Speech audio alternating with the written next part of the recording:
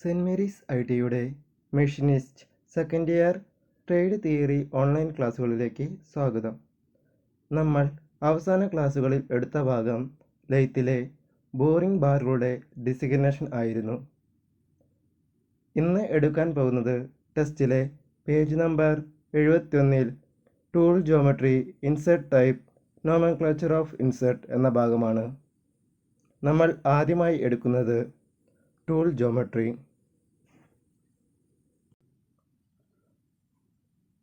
Tool geometry എന്നാൽ ഒരു straight edged tool സ്ഥിരമായ വേഗതയിൽ വർക്കിൻ്റെ ദിശയിലേക്ക് ലംബമായി നീങ്ങുന്നു.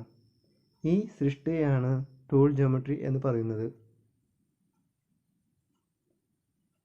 കട്ടിംഗ് ടൂൾ ജോമെട്രിയിൽ പ്രധാനമായും approach angle, cutting angle, trailing angle, clearance angle തുടങ്ങിയ ഘടകങ്ങൾ ബന്ധപ്പെട്ടതാണ്. അടുത്തതായി പറയുന്നത് വിവിധ ടേണിംഗ് ഓപ്പറേഷനുകൾക്കായി ഉപയോഗിക്കുന്ന കാർബൈഡ് ടേണിംഗ് ടൂളുകളുടെ പേരുകളാണ്. 1. Straight round nose tool. 2. Right hand and left hand roughing tool. 3. Facing tool. 4. Right and left hand knife edge tool. 5. Heavy duty roughing tool. 6. Crack round nose tool. 7. Recessing tool. 8. Parting tool.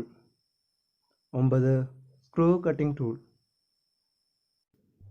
ഇനി പറയുന്നത് ഈ ടൂളുകളിൽ നൽകിയിരിക്കുന്ന വിവിധ cutting ആംഗിളുകളെ കുറിച്ചാണ്. ചുവടെ ചിത്രം 1 അവ തന്നിരിക്കുന്നു.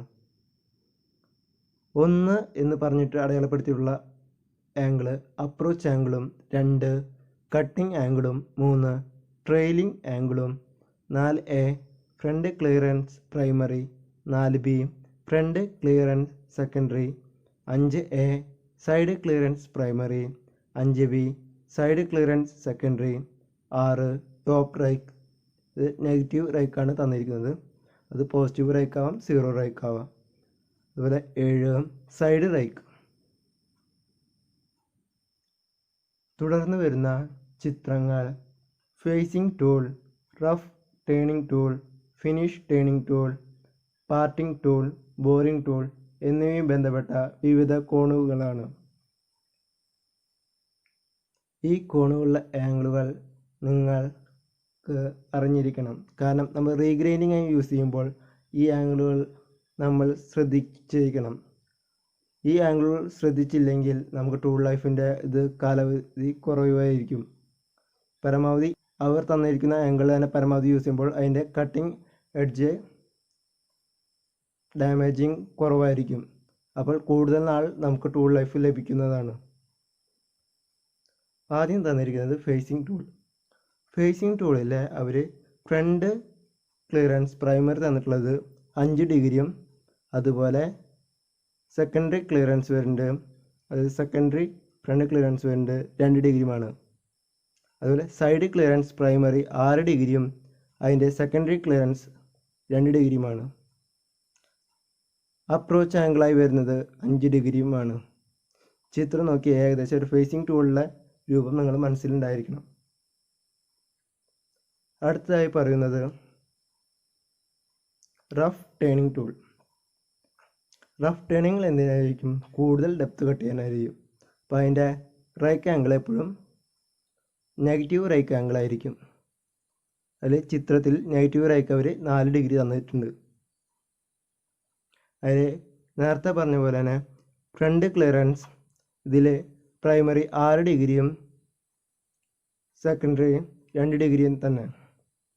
സൈഡ് ക്ലിയറൻസ് പ്രൈമറി 6 ഡിഗ്രിയും അതുപോലെ സെക്കൻഡറി 2 ഡിഗ്രിയും.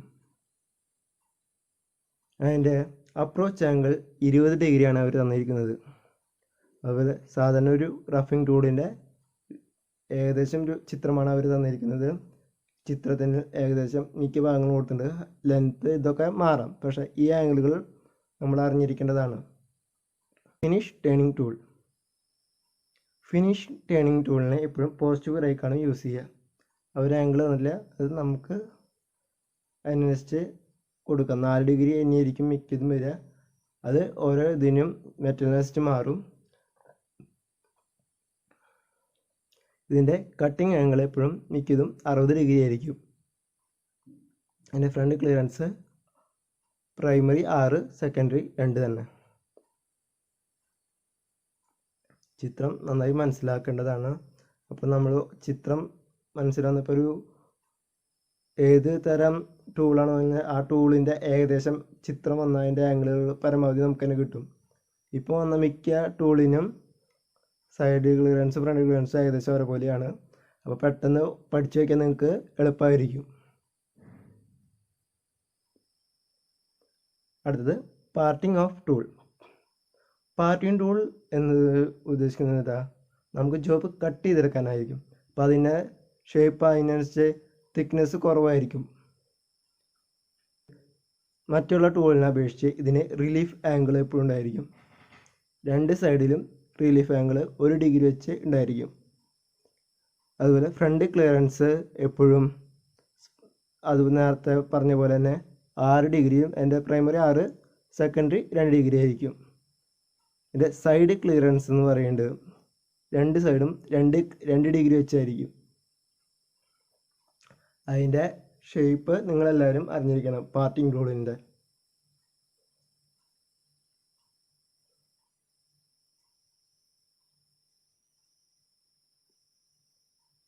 അവസാനമായി ബോറിംഗ് ടൂൾ. ബോറിംഗ് ടൂളിന് സാധാരണയായി അപ്രോച്ച് ആംഗിൾ 5 ഡിഗ്രിയാണ്. അതുപോലെ ഡ്രില്ലിംഗ് ആംഗിളും 5 ഡിഗ്രി ആയിരിക്കും. ഇതിൻ്റെ പോസിറ്റീവ് റൈക്ക് 4 ഡിഗ്രിയാണ് കൊടുത്തിരിക്കുന്നത്. അതുപോലെ സൈഡ് ക്ലിയറൻസ് 12 ഡിഗ്രി. ഫ്രണ്ട് ക്ലിയറൻസ് പ്രൈമറി 6 ഡിഗ്രി, സെക്കൻഡറി 2 ഡിഗ്രി ആയിരിക്കും.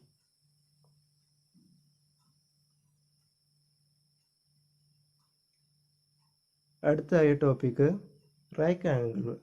റൈറ്റ് ആംഗിളുകൾ എത്ര തരമുണ്ട്? 3 തരമാണ് റൈറ്റ് ആംഗിൾ ഉള്ളത്. 1 positive rake, 2 neutral or 0 rake angle, 3 negative റൈക്ക്.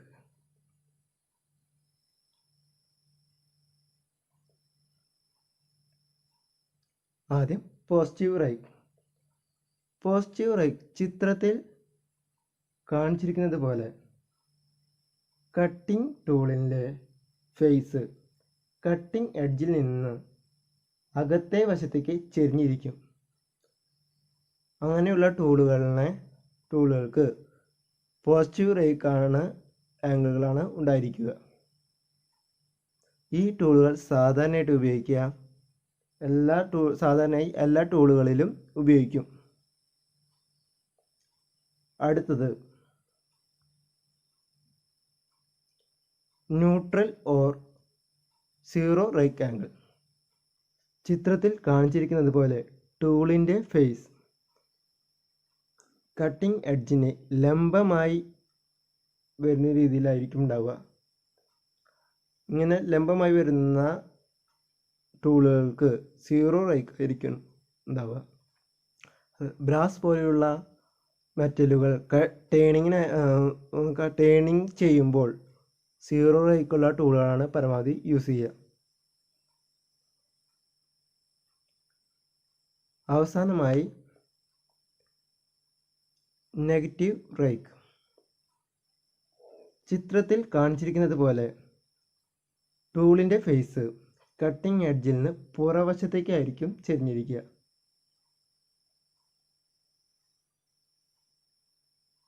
ഇങ്ങനെ പുറത്തേക്ക് ചെരിഞ്ഞിരിക്കുന്ന ടൂളുകളുടെ rake angle negative rake angle ആയിരിക്കും. റഫ് ടേണിങ്ങിനായിരിക്കും മിക്കതും സാധാരണയായിട്ട് ഈ നെഗറ്റീവ് റൈക്കുകൾ ഉപയോഗിക്കുക. നെഗറ്റീവ് റൈക്കിൻ്റെ ഗുണങ്ങളാണ് അടുത്തതായി പറയുന്നത്. ആദ്യത്തെ ഗുണം എന്ന് പറയുന്നത് കട്ടിംഗ് എഡ്ജ് കൂടുതൽ ശക്തമാണ്. അതുകൊണ്ട് അത് പൊട്ടുന്നത് ഇപ്പോൾ ടൂള് ഇങ്ങനെ ഇടിച്ചാൽ പെട്ടെന്ന് പൊട്ടാൻ സാധ്യത കുറവായിരിക്കും. അങ്ങനത്തെ കാര്യങ്ങൾ നമുക്ക് കൂടുതൽ കിട്ടും. രണ്ടാമത്തത്, നെഗറ്റീവ് റേക്കുള്ള ടൂളിനെ അമിതമായ കംപ്രസീവ് ലോഡുകൾ നേരിടാൻ കഴിയുന്നു. മൂന്നാമതായി പറയുന്നത് ഉയർന്ന കട്ടിംഗ് വേഗതയിൽ പ്രവർത്തിക്കാൻ നമുക്ക് സാധിക്കും. അപ്പോൾ കൂടുതൽ നമുക്ക് സമയം എന്താക്കാണ്ട് കട്ടിംഗ് സ്പീഡ് കൂടി ഇട്ടിട്ട് നമുക്ക് പെട്ടെന്ന് മെറ്റൽ റിമൂവ് ചെയ്യാം. നാലാമതായി പറയുന്നത് നെഗറ്റീവ് റേക്കുള്ള ടൂളിന് ടൂൾ വിയർ കുറയും, തേയ്മാനം കുറയും. അപ്പോൾ എന്തുണ്ടാവും, നമുക്ക് ടൂൾ ലൈഫ് കൂടുതലായിരിക്കും. അപ്പോൾ അഞ്ചാമതായി പറയുന്നത് കട്ടിയുള്ള കനത്ത ഡെപ്ത് കൊടുക്കാം. നമുക്ക് വലിയ ഡെപ്ത് കൊടുത്ത് പെട്ടെന്ന് നമുക്ക് കുറേ മെറ്റീരിയൽ ആവശ്യമില്ലാണ്ട് കളയണമെങ്കിൽ നമുക്ക് എന്ത് കൊടുക്കാം, ഈ നെഗറ്റീവ് റേക്ക് ചെയ്യുകയാണെങ്കിൽ കൂടുതൽ ഡെപ്ത് വെച്ച് കട്ടിയുള്ള ഡെപ്ത് വെച്ച് നമുക്ക് പെട്ടെന്ന് ജോബ് തീർക്കാം. ഈ നെഗറ്റീവ് റേക്ക് ഉള്ള ടൂളുകൾ ടേണിങ്ങിനായി ഉപയോഗിക്കുമ്പോൾ കുറച്ച് പരിമിത വ്യവസ്ഥകൾ ഉണ്ട്. അവയാണ് അടുത്ത് പറയുന്നത്. 4 പരിമിത വ്യവസ്ഥകളാണ് ഉള്ളത്. 1. മെഷീന് ഉയർന്ന സ്പിൻഡിൽ സ്പീഡ് ഉണ്ടായിരിക്കണം. 2. മെഷീനും ടൂൾ ഹോൾഡിംഗ് ഉപകരണങ്ങളും കർക്കശമായിരിക്കണം. കൂടാതെ സിമെൻറ്റഡ് കാർബൈഡ് ടിപ്പ് വൈബ്രേഷനുകൾക്ക് കീഴിൽ ചിപ്പ് ചെയ്യപ്പെടുന്നതിനാൽ വൈബ്രേഷനുകളിൽ നിന്ന് വിമുക്തീകരിക്കണം. അതായത് മൂന്നാമത്തെ പോയിന്റ് പറയുന്നത് മെഷീൻ സമയത്ത് ഉണ്ടാകുന്ന ഉയർന്ന താപം വേഗത്തിൽ ഇല്ലാതാക്കണം. അതായത് കൂളൻ്റ് അങ്ങനെ എന്തെങ്കിലും ഉപയോഗിച്ച് ചെയ്യണം, അല്ലെങ്കിൽ ചൂടായി ടൂള് ഡാമേജ് ആവാൻ സാധ്യതയുണ്ട്, അതുപോലെ ജോബും നാശമാവാൻ സാധ്യതയുണ്ട്. 4. സിമിലർ വർക്കിംഗ് സാഹചര്യങ്ങളിൽ പോസിറ്റീവ് റേക്ക് ഉപയോഗിക്കേണ്ടി വരും.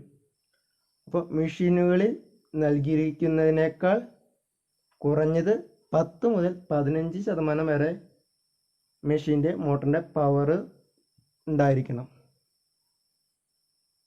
എന്നാൽ മാത്രമേ പോസിറ്റീവ് റേക്ക് ഉപയോഗിച്ച് വേണം. അതായത് നെഗറ്റീവ് റേക്ക് ഉപയോഗിച്ച് കട്ട് ചെയ്യുന്നതിനേക്കാൾ 10 മുതൽ 15% വരെ മോട്ടറിൻ്റെ സ്പീഡ് ഉണ്ടായിരിക്കണം, പവർ ഉണ്ടായിരിക്കണം. എന്നാലേ പോസിറ്റീവ് റേക്ക് വെച്ച് കട്ട് ചെയ്യാൻ പറ്റുള്ളൂ. അടുത്ത ക്ലാസ്സിലായി പറയുന്ന topic described tooling system for turning and CNC turning centres എന്ന ഭാഗമായിരിക്കും അടുത്ത ക്ലാസ്സിൽ എടുക്കുക.